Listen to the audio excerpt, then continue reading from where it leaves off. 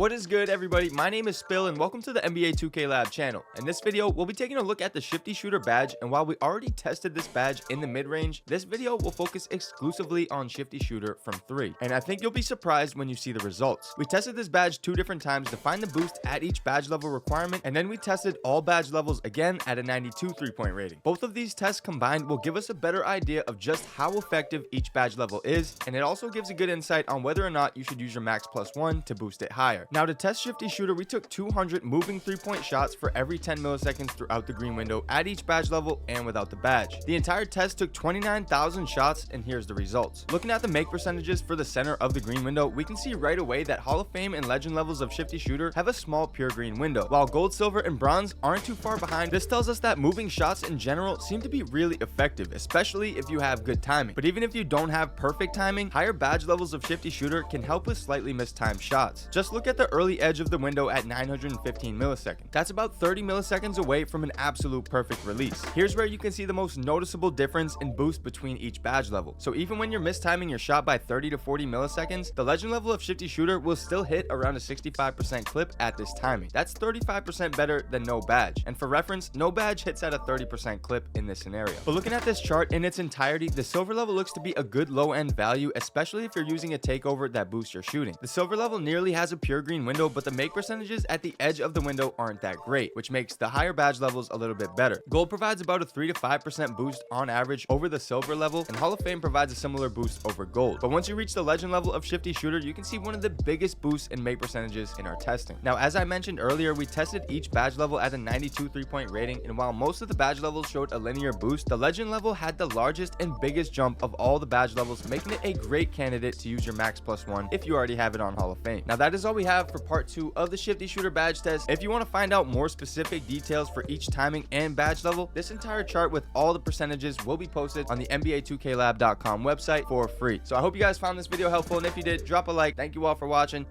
Later.